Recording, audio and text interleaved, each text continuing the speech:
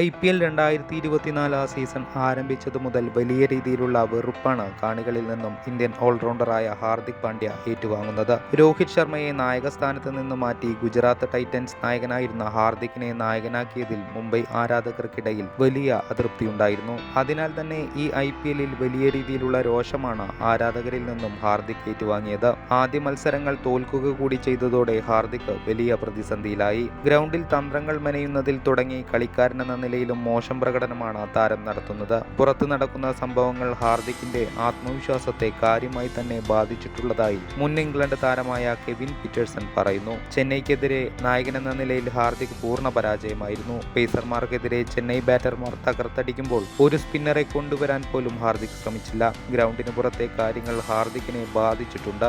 ഇത് എത്രയും വേഗം പരിഹരിച്ചില്ലെങ്കിൽ മുംബൈക്ക് വലിയ തിരിച്ചടിയാകും. ഗ്രൗണ്ടിൽ ഇറങ്ങുന്നത് മുതൽ ഹാർദിക് കാണിക്കുന്നത് അഭിനയമാണ്. ടോസിന്റെ സമയത്തെല്ലാം ആത്മവിശ്വാസം പുറത്തു കാണിക്കുവാനായി ഭയങ്കരമായി ചിരിക്കുന്നു. താൻ സന്തോഷവാനാണെന്ന് മറ്റുള്ളവരെ ബോധിപ്പിക്കുവാൻ ഹാർദിക് നടത്തുന്ന ശ്രമമായാണ് ഞാൻ അതിനെ കാണുന്നത്. ഹാർദിക് ഒട്ടും സന്തോഷവാനല്ലെന്ന് കണ്ടാൽ മനസ്സിലാകും. ഞാനാണെങ്കിലും ഇങ്ങനെയൊരു അവസ്ഥയിൽ സന്തോഷത്തോടെ ഇരിക്കില്ല.